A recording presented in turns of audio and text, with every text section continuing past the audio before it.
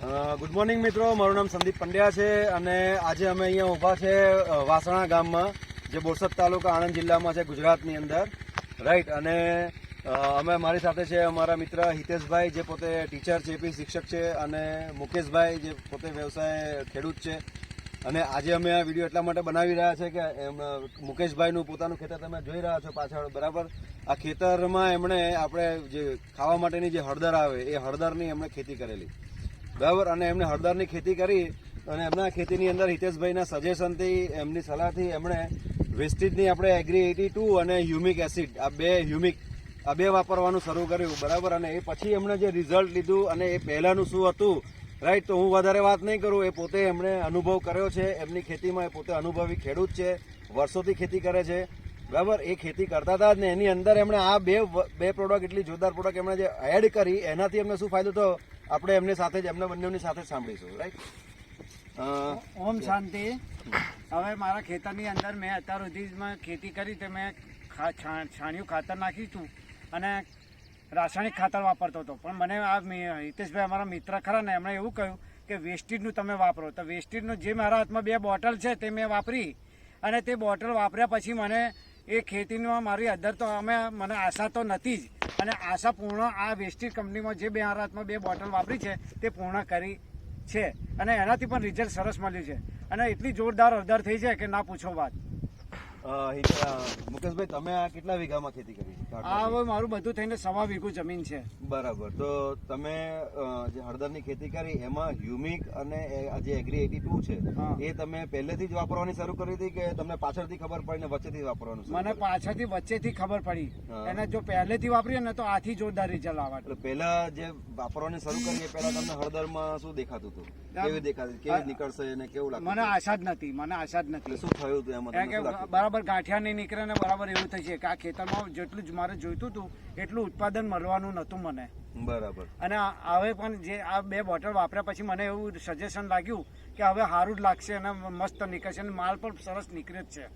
તો તમે આમાં કઈ કઈ વસ્તુ વાપરી? આ બેમાંથી કેટલા પ્રમાણમાં શું વાપર્યું તમે? બંને એક જ બોટલ વાપરી હતી ખાલી, બરાબર. તો આ બંને એક જ બોટલ વાપરી હતી. જો હજુ બીજી 2 વાપરી હોત તો આથી જબરું રિઝલ્ટ આવી જાત. રાઈટ. તો તમે હ્યુમિક લિક્વિડમાં બી વાપર્યું કે પેલું ગ્રેન્યુઅલ્સ દાણાદાર આવે છે? દાણાદારમાં વાપર્યું હતું, અને આ લિક્વિડ એગ્રી 82 વાપર્યું હતું. બરાબર. તો લિક્વિડ જે ગ્રેન્યુઅલ્સ છે કેટલું વાપર્યું તમે? બંને એ 5 કિલોનું પેકેટ અને એક આ બોટલ 500 ml ની 2 વાપર્યું. બરાબર છે. રાઈટ. તો તમને હળદરમાં શું, તમારી હળદર અહીંયા જ છે, આપણે લાઈટ જોઈ જ રહ્યા છે, બરાબર, રાઈટ. તો તમે તમારી હળદર બતાવી શકો છો? શું તમને હળદરમાં કેવું રિઝલ્ટ આવ્યું ને ક્યાં પરિવર્તન તમને દેખાયું, શું ગ્રોથ છે?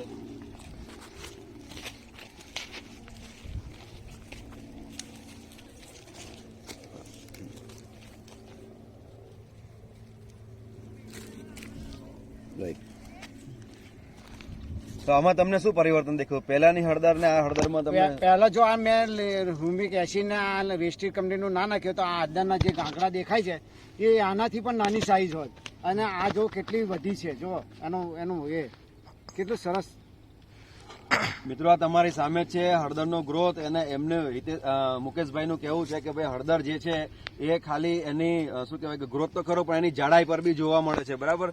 તો એમની જાડાઈ પણ એટલી બધી વધી, તમે અહીંયા જોઈ શકો છો કે એનો ગ્રોથ, જે એમને પોતાને વિશ્વાસ નતો કે પહેલા આટલો ગ્રોથ સાથે ન થતા, એમને એમ કહેવાય ને કે તમે જોઈ શકો છો. રાઈટ. જુઓ, તમે અહીંયા લાઈવ જોઈ શકો છો. અત્યારે એમના ખેતરમાં હળદર નીકળવાનું કામ ચાલુ જ છે.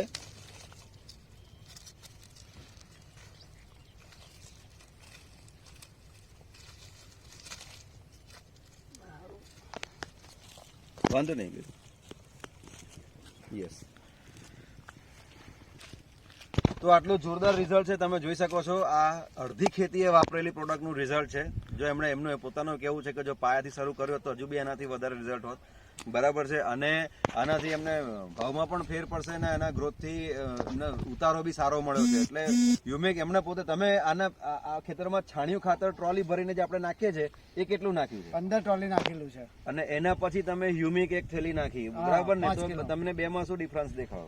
તો 15 ટ્રોલી છાણિયું ખાતર નાખ્યા કરતા 10 કોથળી આવો નાખ્યો તો એથી વધારે જબરું રિઝલ્ટ આવી. રાઈટ. તમે જોઈ શકો છો, આપણે કિસાન મિત્રો ઓર્ગેનિક ખેતી કરીએ છીએ, છાણિયું ખાતર નાખીએ છીએ, 1 ટ્રોલી 1500 રૂપિયાનું પોતે બરાબર, પોતે બી વાપરે છે, મારો પોતાનો ગાયનો તબેલો છે. રાઈટ, એમણે વાપરી છે. પણ આ હ્યુમિક ના એક થેલી વાપરવાથી એમણે જે રિઝલ્ટ લીધું છે એના પર તમે કોસ્ટ કટિંગ તમે જોઈ શકો છો કે 1500 રૂપિયાનું બરાબર અહીંયા નાખવાનું, એની સામે આ એક 5 કિલોનું તમને કેટલામાં પડ્યું? બધું થઈને 1000 રૂપિયા. બાજુ આખી ખેતી અમને 1000 રૂપિયામાં થઈ ગઈ. હવે તમે છાણિયું ખાતર કેટલું નાખ્યું અહીંયા? 15 ટેલર એટલે ગણી કરો ને. તમે 15 ગુણ્યા 1500 કરો, તમે પોતે ગણી શકો છો. એની સામે ખાલી 1000 જ રૂપિયાના એગ્રી 82 અને હ્યુમિક ની અંદર એમણે આટલો સોલિડ રિઝલ્ટ લીધું છે. તો બાકીનો બધો ખર્ચો એમને ફ્રી થઈ ગયો કે ના થઈ ગયો? એનો મતલબ કે જે વેસ્ટેજના જે પ્રોડક્ટ છે એનો દાવો છે કે ભાઈ તમે આનાથી ખેતી કરો તો એક તો કેન્સર ફ્રી ખેતી છે, આ ઓર્ગેનિક ખેતી છે, કોઈ પણ જાતના હાનિકારક રસાયણ નથી, કોઈ કેમિકલ્સ નથી વપરાતા, પ્લસ ઉત્પાદન ખર્ચને ઘટાડે છે. 30% જેટલો ઉત્પાદન ખર્ચ ઘટાડે છે અને 20 થી 30% એનું પ્રોડક્ટિવિટી વધે છે, એનો ફાલમાં તમને ગ્રોથ મળે છે, બરાબર, અને એનું ક્વોલિટી અને ગુણવત્તા, તમે એનો કલર બી તમે જોયો અંદર, રાઈટ. અને આ એકચ્યુઅલી આ વાપરવા માટે કિસાન મિત્રોને અમે એટલા માટે જ આ વિડીયો બનાવ્યો છે જેનાથી એનાથી અવેરનેસ આવે. આજે ખેડૂતની જે ખેતી છે એ હવામાન આધારિત છે, એક પાણી આધારિત છે અને બીજું જમીન આધારિત છે. હવે હવામાનને આપણે કંટ્રોલ નથી કરી શકતા, પણ જમીન અને પાણીને આપણે આ જે પ્રોડક્ટ છે એ પ્રોડક્ટની સાથે એ પ્રોડક્ટની સાથે જો આપણે કન્ટિન્યુ કરે છે ને તો આ પ્રોડક્ટમાં એટલી તાકાત છે કે આ જમીનના પીએચ બેલેન્સને બી સુધારે છે, બરાબર ને, જમીનને બી સુધારે છે. 2 થી 3 વર્ષ સુધી આનાથી રેગ્યુલર વાપરવામાંથી આવે ને તો આપણે જે હાનિકારક કેમિકલ્સ, યુરિયા ને બધું વાપરવું પડે છે એનો વપરાશ તમે બિલકુલ નહીવત કરી શકો છો, જમીનની સુધારી શકો છો, બરાબર. અને હ્યુમિક એ છાણિયું ખાતર જ છે, રાઈટ. અને એનાથી આપણે ખેતીને જે કે ભાઈ રાસાયણિક ખાતરો મુક્ત આપણી ખેતી અને આપણું પ્રોડક્ટ આપણે જે ખાઈએ છીએ એ જે પ્રદૂષણ જે જાય છે ખાલી હવામાનનું પ્રદૂષણ નથી હોતું, જે પેસ્ટિસાઇડ વાળું જે બને છે એમાંથી પણ આપણે પ્રદૂષિત ખોરાક ખાઈએ છીએ અને એના કારણે પણ આપણને ઘણા બધા રોગોને આપણે ઘરે થાળીમાં બેસીને જ જમીએ છીએ, રાઈટ ને. તો આ બંનેથી આપણે મુક્ત કરી શકીએ.